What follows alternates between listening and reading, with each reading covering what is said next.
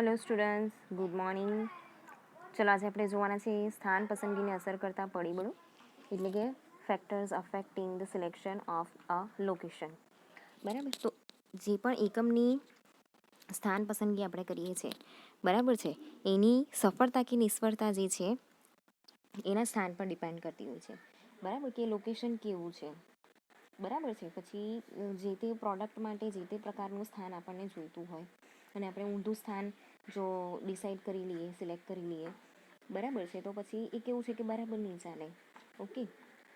પછી માર્કેટ બહુ દૂર પડતું હોય કે પછી રો મટીરિયલ લાવવાનું મોંઘું પડતું હોય, બરાબર છે, ટ્રાન્સપોર્ટેશનની સુવિધાઓ વધી જતી હોય, એનો ખર્ચો વધી જતો હોય, તો શું થાય છે કે એ નુકસાન જે છે એની અંદર એ જાય, નુકસાનીમાં જાય, બરાબર છે. તો એના જે પરિબળો છે, બરાબર, એ બધી વસ્તુઓ જે છે એના પર બહુ બધી અસર કરતી હોય છે, બરાબર છે. હવે કોઈ માલિક પોતાના વતનમાં ઉદ્યોગ સ્થાપે, બરાબર છે, જેમ કે અમેરિકામાં હેનરી ફોર્ડે પોતાના વતન ડેટ્રોઇટમાં ફોર્ડ મોટર કંપનીનું કારખાનું સ્થાપ્યું છે, તો તે સ્વતંત્ર પરિબળ કહેવાય.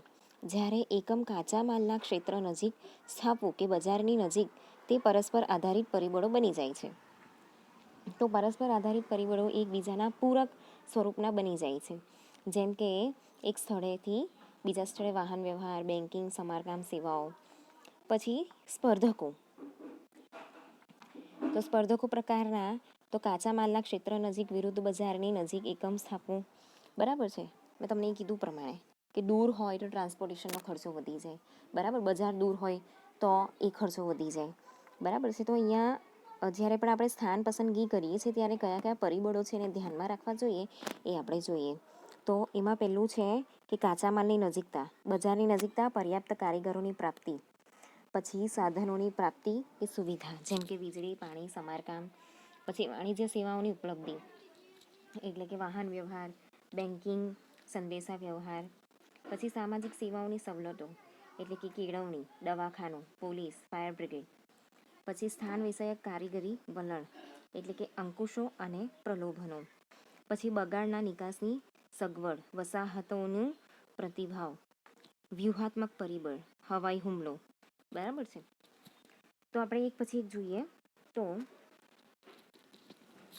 કાચા માલની નજીકતા, એટલે કે જે રો મટીરિયલ છે એના જે સોર્સિસ છે એ નિયરેસ્ટ હોવા જોઈએ, બરાબર છે. તો સ્થાન પસંદગીમાં જે કાચા માલની આપણે નજીકતા જે છે, બરાબર છે, એ બહુ ઇમ્પોર્ટન્ટ છે. કેમ કે કાચો માલ જે છે એના પર આપણે પ્રોસેસ કરીને શું કરીએ છીએ, એક ફિનિશ્ડ ગુડ બનાવીએ છીએ, બરાબર છે. એ કોમોડિટી જે પણ બને છે એના પર પ્રોસેસ કરીને આપણે એક સારું વાપરી શકીએ, બરાબર છે, આપણે વાપરી શકીએ એવું એક ગુડ્સ બનાવવામાં આવે છે, એવી એક કોમોડિટી બનાવવામાં આવે છે. તો એમાં કાચો માલ જે છે એ કોઈ બી વસ્તુની પ્રોડક્શન માટે બહુ મહત્ત્વની વસ્તુ બની જાય છે, બરાબર છે.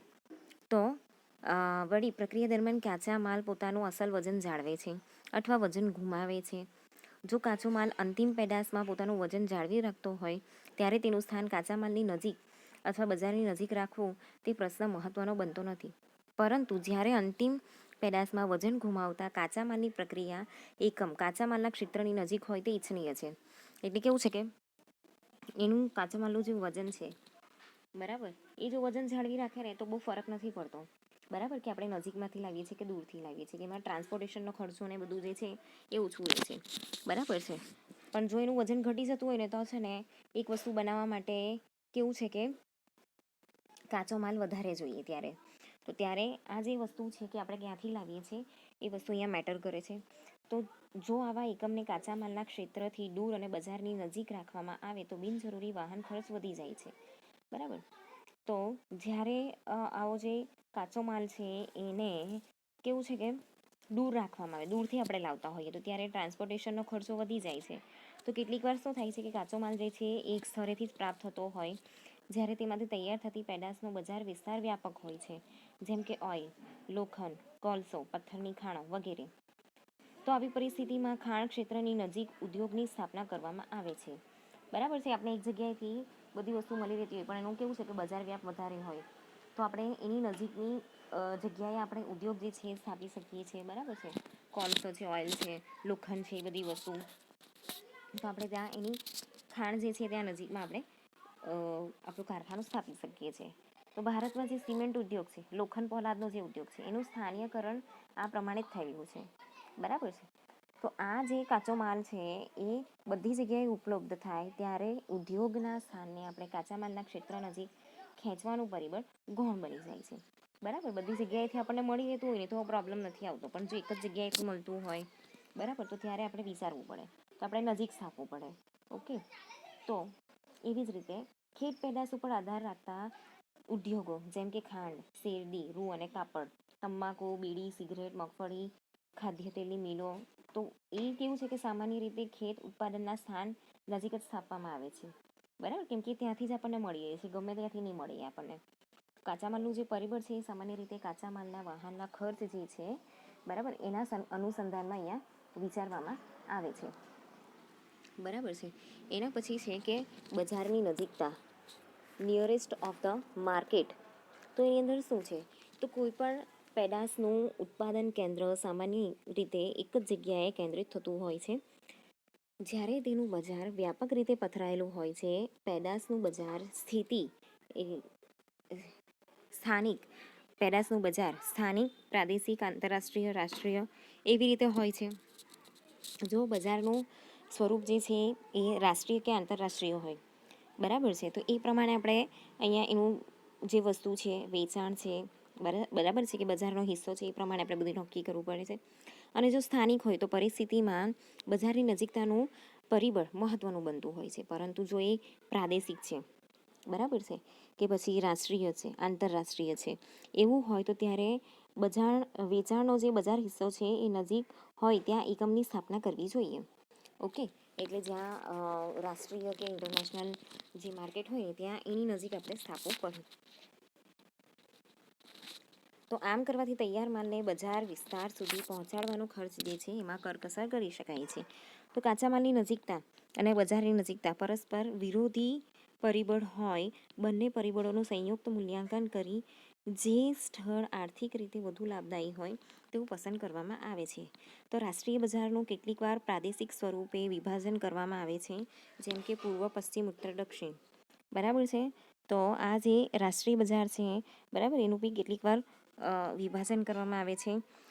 ઓકે, પૂર્વ, પશ્ચિમ, ઉત્તર, દક્ષિણ, એટલે જ્યાં વધારે વેચાતું હોય એ પ્રમાણે ત્યાં આપણે સ્થાપવું પડે છે. અને મધ્ય એમ 5 ભાગના પડાય છે. બરાબર છે. તો ઉત્પાદન વ્યવસ્થાનું પણ આ રીતે વિભાગીકરણ કરીને અને જે બજારો છે કે ગોડાઉન છે, બરાબર છે, એના પરિબળોની જે સંયુક્ત સરખામણી છે એ પ્રમાણે અહીંયા આર્થિક રીતે જે લાભદાયી થતું હોય ત્યાં સ્થાન પસંદગી કરવામાં આવે છે. તો કાચા માલનો જે વહન ખર્ચ છે, બરાબર છે, તે તૈયાર માલનો વહન ખર્ચ છે પરસ્પર વિરોધી સ્વરૂપનું હોય, સમગ્ર રીતે આર્થિક રીતે લાભદાયી બને તે પ્રકારની જે સ્થાન પસંદગી છે એનું લોજિસ્ટિક સંચાલન અહીંયા કરવું પડે છે. બરાબર છે. એના પછી છે કે પર્યાપ્ત કારીગરોની પ્રાપ્તિ, એટલે સપ્લાય ઓફ લેબર ફોર્સ. તો જે યંત્રો છે, જે કાચો માલ છે, જે કારીગરો છે, બરાબર, એની ઉત્પાદન વ્યવસ્થામાં એ લોકો બહુ મહત્ત્વનો ફાળો નિભાવતા હોય છે. તો આ પૈકી જે ઉત્પાદન પ્રક્રિયા માટે જે કુશળ અને અર્ધકુશળ જે કારીગરોની જરૂર પડે છે, તો આવા જે કારીગરો છે સરળતાથી પ્રાપ્ત થતા હોય ને એવા સ્થળે આપણે એકમની સ્થાપના કરવી જોઈએ. બરાબર. હવે જે બિનકુશળ કારીગરો છે, અનસ્કિલ્ડ વર્કર્સ, એ બધે પ્રાપ્ત થતા હોય છે, પરંતુ કુશળ કારીગરો જે છે એ અમુક ક્ષેત્રમાં જ સ્થાયી થયેલા હોય છે. તો આવા જે કારીગરો છે પૂરતા પ્રમાણમાં પ્રાપ્ત થાય તેવા સ્થળે આપણે કારખાનું નાખવું જોઈએ. જો કે કારીગરોને દૂર સ્થળેથી લાવવાની વ્યવસ્થા અને તાલીમ દ્વારા કુશળતા વિકસાવી શકાતી હોવાથી સ્થાન પસંદગીમાં પરિબળ નિર્ણાયક ભાગ ભજવતું નથી. વળી જ્યાં ઉત્પાદન વ્યવસ્થા સંપૂર્ણ યાંત્રીકરણ દ્વારા થતી હોય ત્યાં પણ પરિબળ મહત્ત્વનું બનતું નથી. બરાબર છે. એને કેવું છે કે આપણે ટ્રાન્સપોર્ટેશનની સુવિધાને લીધે એ લોકોને પિકઅપ સર્વિસ જે છે આપીએ છીએ, તાલીમ આપીએ છીએ. તો આ જે વસ્તુ છે ને એટલું મહત્ત્વનું નથી, પણ કેટલાક કામ એવા હોય છે કે જ્યાં છે ને આપણને સ્કિલ્ડ વર્કર્સ હોય એની આપણને જરૂર પડે છે. બરાબર છે. એટલે કેવું છે કે એ લોકોને દૂર જગ્યાએ હોય તો આપણે ત્યાં ઘર બાંધીને એ લોકોને ઘરની રહેઠાણની વ્યવસ્થા કરી આપીએ, લેબર કોલોની, બરાબર, કારીગરોની વસાહતો એની સ્થાપના કરીને જે કારીગરો છે, બરાબર છે, એને ત્યાં આપણે લાવી શકીએ છીએ. એના પછી છે સાધનોની પ્રાપ્તિની સુવિધા. તો એમાં કઈ બાબત જે છે એ આવે છે. તો ઉત્પાદન વ્યવસ્થા જે છે એના માટે યંત્રો, કાચો માલ, પછી કારીગરોની પ્રાપ્તિ ઉપરાંત પ્રક્રિયા માટે જરૂરી એવી નિયમિત વીજળી પુરવઠો, પાણી પુરવઠો, સમારકામ વ્યવસ્થા જેવી સુવિધાઓ જ્યાં પ્રાપ્ત હોય તેવા સ્થળે સ્થાન પસંદગી કરવામાં આવે છે. તો આ પ્રકારની સુવિધાઓ કારખાનો સ્વયં ઊભી કરી શકે છે, જેમ કે પોતાનું પાવર જનરેશન સ્ટેશન સ્થાપવું. બરાબર. તો અહીંયા કેવું છે કે જે ફેસિલિટી, તો એમાં શું છે, મશીનરી આવે, કાચા માલની ફેસિલિટી આવે, કારીગરોની પ્રાપ્તિની પ્રક્રિયા જે છે, પછી વીજળીનો પુરવઠો, પાણીનો પુરવઠો, મેન્ટેનન્સ માટે સમારકામની જે વ્યવસ્થા છે એ બધી વસ્તુ. બરાબર છે. એ પ્રમાણે અહીંયા સ્થાન પસંદગી કરવામાં આવે છે. તો આ પ્રકારની જે સુવિધા છે, બરાબર છે, એ કારખાનું છે ને એ સ્વયં ઊભું કરી શકે છે.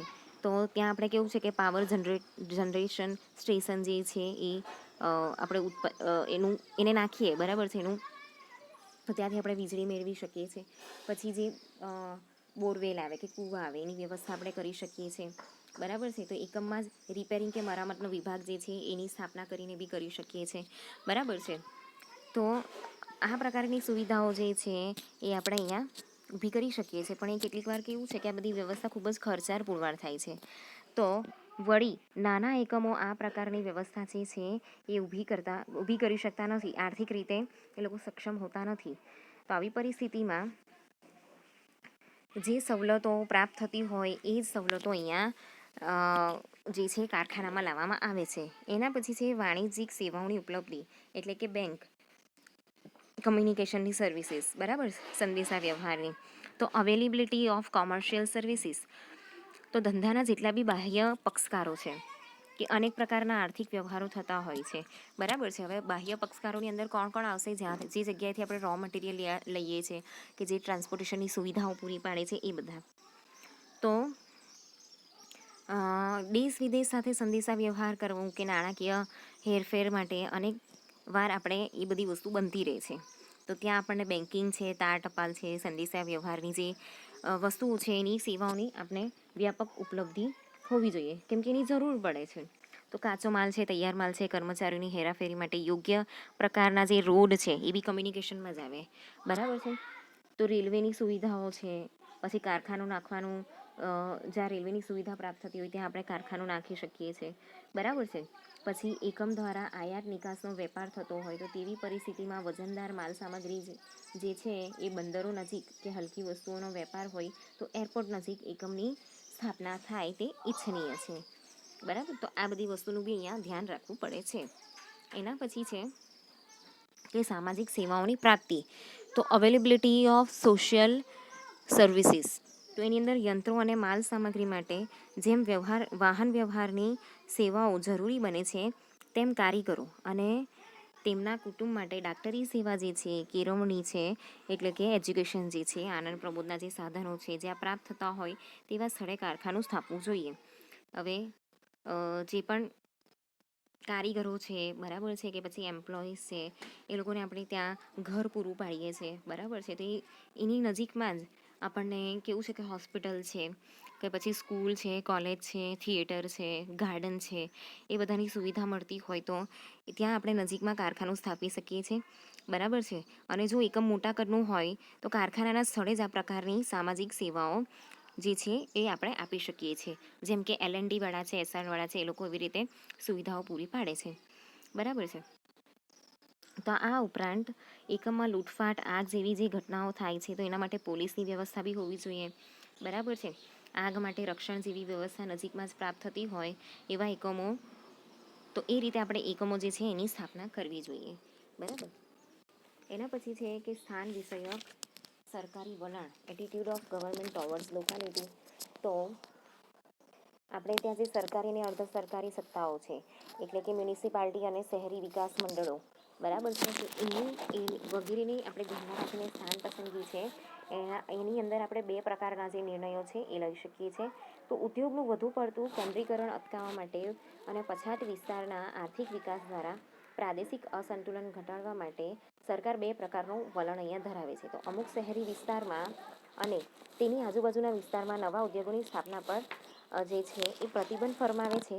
અને આથી ઉલટું પછાત પ્રદેશમાં લોકો ઉદ્યોગ સ્થાપવા માટે લલચાય તે માટે વિવિધ પ્રકારના અહીંયા પ્રલોભનો પૂરા પાડવામાં આવે છે. જેમ કે રોકાણ સબસિડી, બરાબર છે. પછી કરવેરામાં રાહત. તો કેવું છે કે સિટીની અંદર ઓલરેડી બધું ડેવલપમેન્ટ તો થયેલું જ હોય છે, તો ત્યાં રિસ્ટ્રિક્શન લગાવવામાં આવે છે. અને જે પછાત પ્રદેશ છે એ લોકોના ત્યાં ઉદ્યોગો જો સ્થાપવામાં આવે તો અમુક પ્રકારની સબસિડી આપવામાં આવે છે, બીજી બહુ બધી સુવિધાઓ આપવામાં આવે છે, બરાબર, જેથી એ જે વિસ્તાર છે એનો આર્થિક વિકાસ અહીંયા થઈ શકે, બરાબર. તો આમ અહીંયા આ રીતની વસ્તુ પણ અહીંયા કન્સિડર કરવામાં આવેલી છે. એના પછી છે બગાડના નિકાસની સગવડ, એટલે ડિસ્પોઝેબલ ઓફ વેસ્ટ જે છે એ.